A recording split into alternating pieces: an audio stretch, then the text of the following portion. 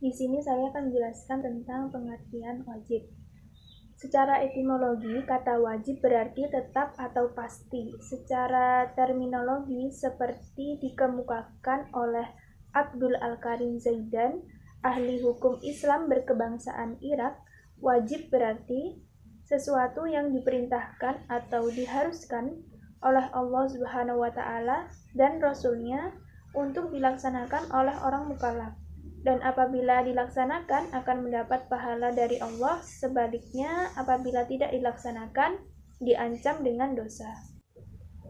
Dari definisi tersebut dapat dipahami bahwa sesuatu yang diwajibkan mesti dilakukan dalam arti mengikat setiap mukallaf.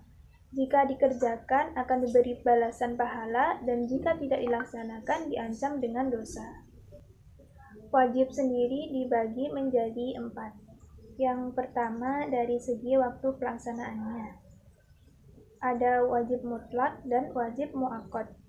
Wajib mutlak yaitu kewajiban yang tidak ditentukan waktu pelaksanaannya. Contohnya mengqadha puasa Ramadan yang tertinggal. Jadi mengqadha puasa Ramadan itu bisa kapan saja.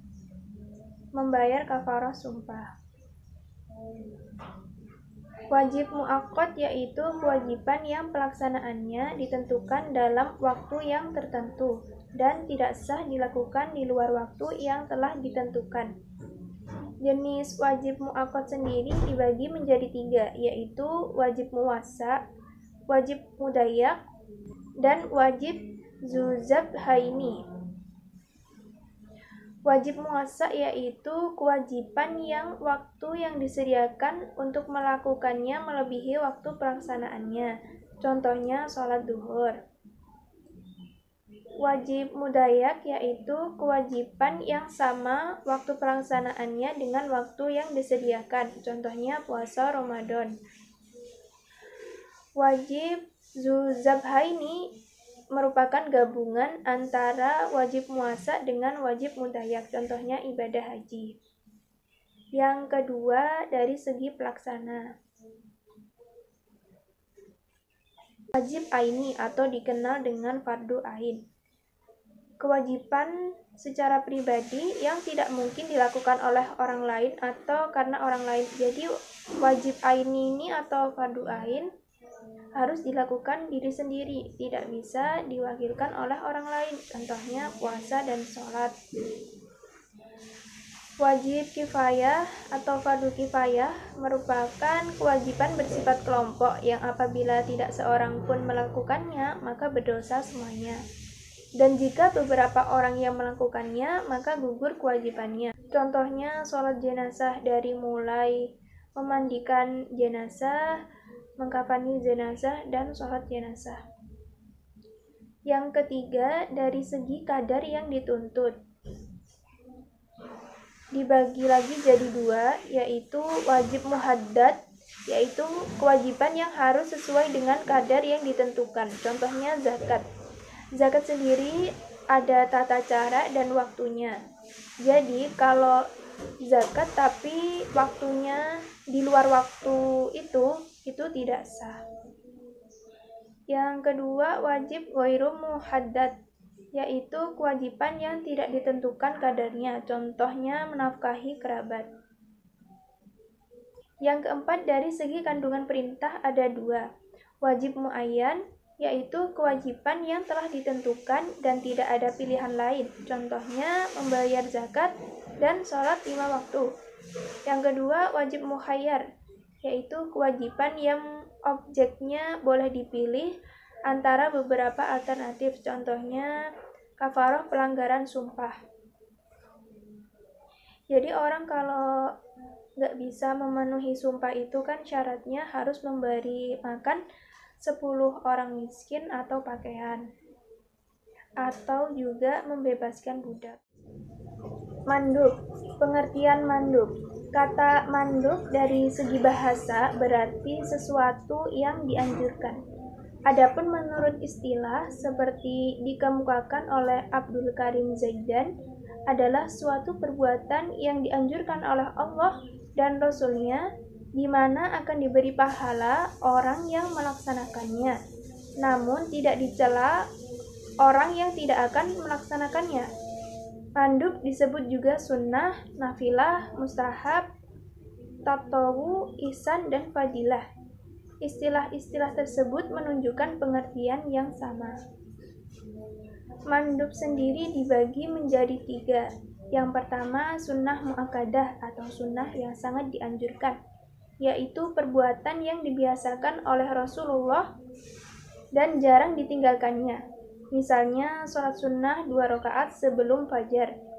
Yang kedua, sunnah ghair al-muakkadah atau sunnah biasa, yaitu sesuatu yang dilakukan Rasulullah namun bukan menjadi kebiasaan. Misalnya, melakukan sholat sunnah 2 kali 2 rakaat sebelum sholat zuhur. Dan seperti memberikan sedekah sunnah kepada orang yang tidak dalam keadaan terdesak. Jika terdesak, maka hukum membantunya adalah wajib. Yang ketiga, sunnah al-zawaid, yaitu mengikuti kebiasaan sehari-hari Rasulullah sebagai manusia. Misalnya, sopan santunnya dalam makan, minum, dan tidur. Mengikuti Rasulullah dalam masalah-masalah tersebut hukumnya sunnah.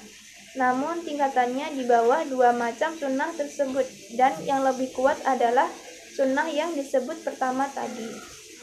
Kemudian makruh.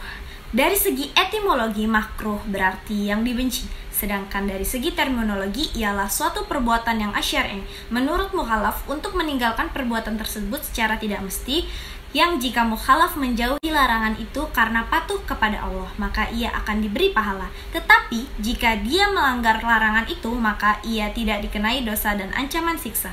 Nah, makruh di sini terbagi menjadi 2. Yang pertama, makruh tahrim.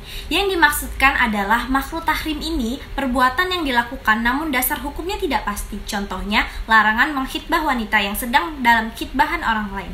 Perbuatan ini dimakruhkan karena akan menimbulkan sakit hati di antara orang yang mengkhitbah.